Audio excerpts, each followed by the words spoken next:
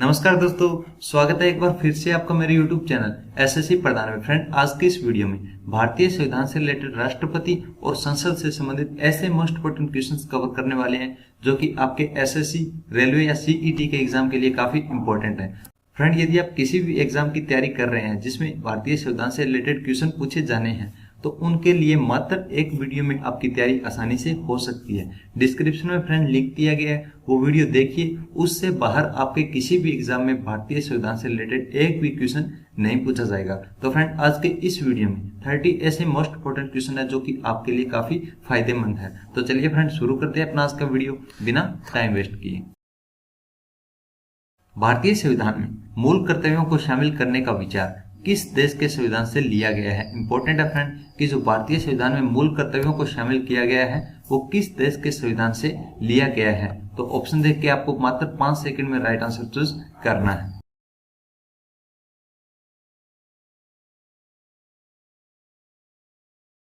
Option D, पूर्व Soviet संघ आपका इस क्वेश्चन में राइट आंसर हो जाएगा। जो मूल कर्तव्य है उन्हें किस देश से ग्रहण किया गया है? तो पूर्व सोवियत संघ आपका इस क्वेश्चन में बिल्कुल राइट आंसर हो जाएगा। सन 1976 में 42वें संशोधन द्वारा नागरिकों के लिए कितने मौलिक कर्तव्य निश्चित किए गए थे? काफी इंपॉर्टेंट क्वेश्चन है फ्रेंड। 42वां संविधान संशोधन कब हुआ था? तो आपका राइट आंसर हो जाएगा 1976 में। अब आपको ऑप्शन देख के ये चूज करना है कि 42वें संविधान संशोधन द्वारा 1976 में कितने मौलिक कर्तव्य निश्चित किए गए थे।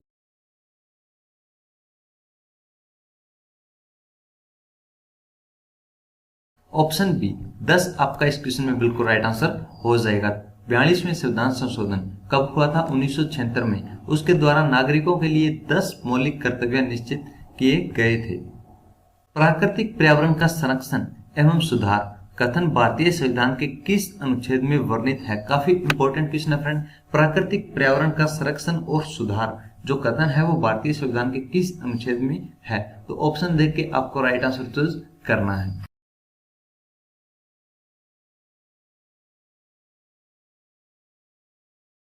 तो फ्रेंड, अनुच्छेद 48 ए, ऑप्शन बी आपका राइट आंसर हो जाएगा। प्राकृतिक पर्यावरण का संरक्षण और सुधार कथन भारतीय संविधान के अनुच्छेद 48 ए में संदर्भित है।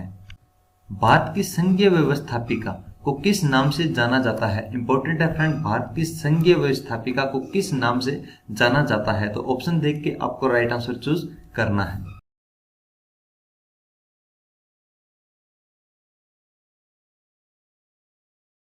ऑप्शन डी, संसद आपका इस क्वेश्चन में बिल्कुल राइट आंसर हो जाएगा। जो भारत की संघीय व्यवस्थापिका को किस नाम से जाना जाता है? तो संसद आपका इस क्वेश्चन में बिल्कुल राइट आंसर हो जाएगा।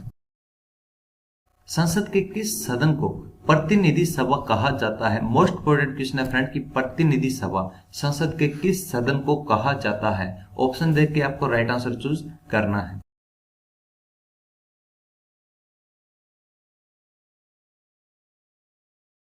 ऑप्शन ए, लोकसभा आपका इस क्वेश्चन में बिल्कुल राइट आंसर हो जाएगा। प्रतिनिधि सभा किस सदन को कहा जाता है? तो लोकसभा आपका इस क्वेश्चन में बिल्कुल राइट आंसर हो जाएगा।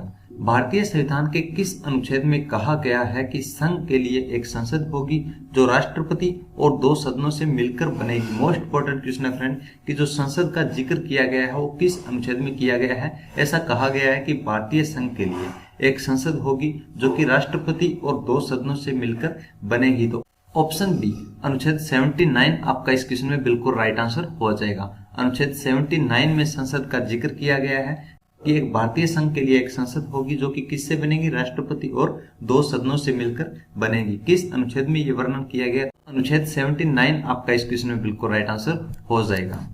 संसद के कौन कौन से सत्र होते हैं? इंपॉर्टेंट है फ्रेंड कि संसद के कितने सत्र होते हैं या कौन कौन से सत्र होते हैं? तो ऑप्शन देख के आपको राइट आंसर चूज करना है।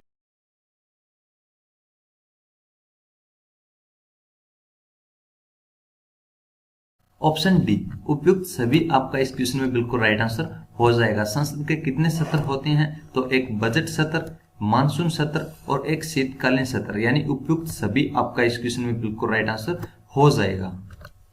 साधारण विधेयक से संबंधित गतिरोध को दूर करने के लिए संसद के दोनों सदनों की बैठक कौन बुलाता है? ऑप्शन देख के आपको राइट आंसर चूज करना है।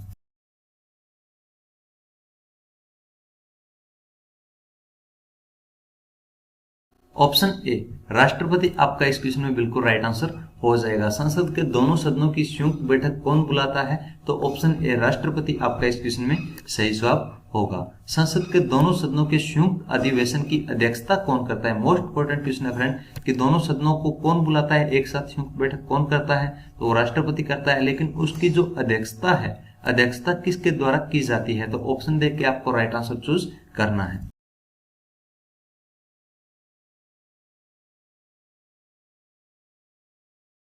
ऑप्शन सी लोकसभा अध्यक्ष आपका इस क्वेश्चन में बिल्कुल राइट आंसर हो जाएगा। जो संसद के दोनों सदन होते हैं उसका संयुक्त जो अधिवेशन होता है उसकी अध्यक्षता कौन करता है? तो लोकसभा अध्यक्ष आपका इस क्वेश्चन में बिल्कुल राइट आंसर हो जाएगा। अब फ्रेंड अगला इंपॉर्टेंट क्वेश्चन है कि संसद के संयुक्त बैठक को संबोधित कौन करता है? ये भी काफी इंपॉर्टेंट है कि जो संयुक्त बैठक है उसको बुलाता कौन है? राष्ट्रपति। अध्यक्ष कौन होता है? तो लोकसभा अध्यक्ष। और उस संयुक्त बैठक को संबोधित कौन करता है? ऑप्शन ए राष्ट्रपति आपका इस क्वेश्चन में बिल्कुल राइट आंसर हो जाएगा। जो संसद की संयुक्त बैठक होती है उसे संबोधित कौन करता है? तो राष्ट्रपति आपका इस क्वेश्चन में राइट आंसर हो जाएगा।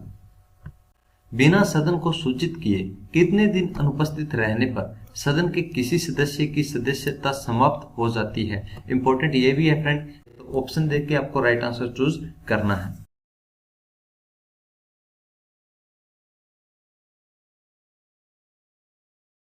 ऑप्शन सी लगातार फ्रेंड 60 दिन तक कोई भी संसद का सदस्य सदन को बिना सूचित किए अनुपस्थित रहता है तो उसकी जो सदस्यता है वो समाप्त हो जाती है। तो 60 दिन आपको जरूर याद रखना है।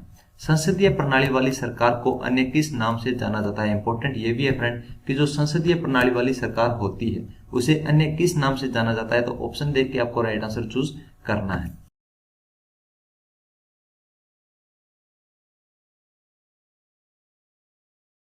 ऑप्शन सी संघीय सरकार आपका इस क्वेश्चन में बिल्कुल राइट आंसर हो जाएगा। संसदीय प्रणाली वाली सरकार को अन्य किस नाम से जाना जाता है? तो संघीय सरकार आपका इस क्वेश्चन में सही जवाब होगा। भारतीय राजनीतिक व्यवस्था में कार्यपालिका किसके अधीन रहकर कार्य करती है? जो कार्यपालिका है वो किसके अधीन रहकर कार्य करती है? तो ऑप्शन देख के आपको राइट आंसर चूज करना है।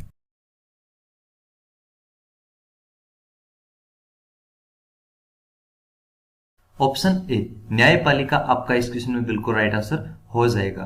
भारतीय राजनीतिक व्यवस्था में जो कार्यपालिका है वो न्यायपालिका के अधीन रहकर कार्य करती है। फ्रेंड यदि वीडियो पसंद आ रहा है तो प्लीज वीडियो को लाइक जरूर कीजिएगा। और फ्रेंड यदि आप एसएससी प्रधान यूट्यूब चैनल पर पहली बार ये वीडियो देख रहे हैं तो आप हमारे चैनल को सब्सक्राइब भी जरूर कीजिएगा। तो चलिए फ्रेंड अगला क्वेश्चन देख लेते हैं। भारत की पार्लियामेंट यानी संसद का उद्घाटन कब हुआ था? इंपॉर्टेंट ये भी है फ्रेंड कि जो संसद का उद्घाटन हुआ था वो कब हुआ था? तो राइट ऑप्शन आपको चूज करना है।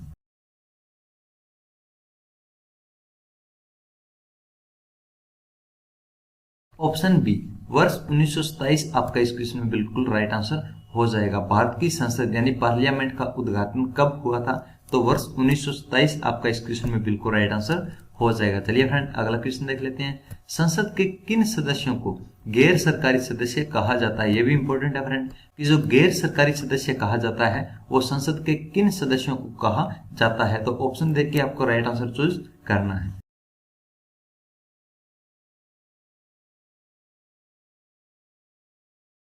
ऑप्शन बी मंत्री के अलावा अन्य प्रत्येक सांसद को गैर सरकारी सदस्य कहा जाता है। तो ऑप्शन बी आपका इस क्वेश्चन में बिल्कुल राइट आंसर हो जाएगा। किसी संसद सदस्य की अयोग्यता के संदर्भ में निर्णय कौन करता है? इंपॉर्टेंट ये भी है फ्रेंड कि कोई भी सदस्य है उसकी अयोग्यता के संदर्भ में निर्णय जो है वो कौन करता है? तो ऑप्शन देख के आपको राइट आंसर चूज करना है।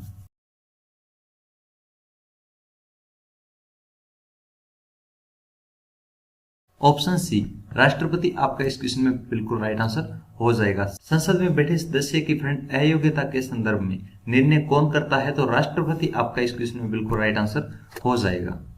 भारत के राष्ट्रपति की तुलना निम्न में से किस से करना सर्वाधिक उचित है? इंपॉर्टेंट ये भी है फ्रेंड कि जो राष्ट्रपति की तुलना है वो किसी देश के किस राष्ट्रपति या सम्राट से की जा सकती है? तो ऑप्शन देख के आपको राइट आंसर चूज करना है।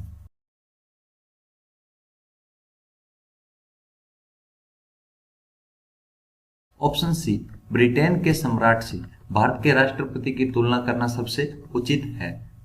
यानी इन दोनों की जो पद है, इनके अधिकार है, इनका जो उत्तरदायित्व है वो लगभग समान है। भारतीय संविधान के अनुसार देश की तीनों सेनाओं का अध्यक्ष यानी सुप्रीम कमांडर कौन होता है? ऑप्शन ए राष्ट्रपति आपका इस क्वेश्चन में बिल्कुल राइट आंसर हो जाएगा। भारतीय संविधान के अनुसार जो देश की तीनों सेनाएं होती है, थल सेना, जल सेना और वायु सेना, इन तीनों का अध्यक्ष कौन होता है? तो राष्ट्रपति आपका इस क्वेश्चन में बिल्कुल राइट आंसर हो जाएगा। राष्ट्रपति पद के उम्मीदवार के लिए अधिकतम आयु कितनी होनी चाहिए? तो आपको फ्रेंड इस क्वेश्चन में बिल्कुल राइट आंसर चूज करना है।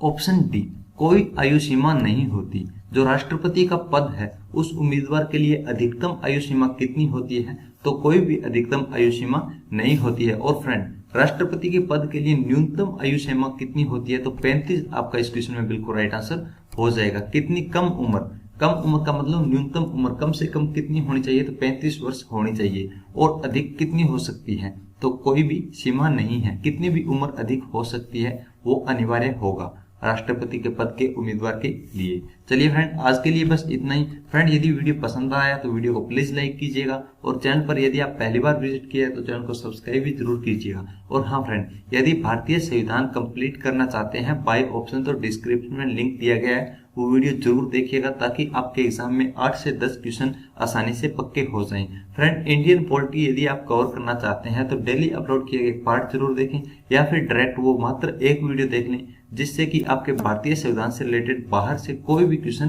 किसी भी एग्जाम में नहीं पूछा जाएगा। तो थैंक्स फ्रेंड आज के लिए बस इतना ही। कल मिलते हैं नेक्स्ट नए वीडियो के साथ। तब तक के लिए जय हिंद जय भारत।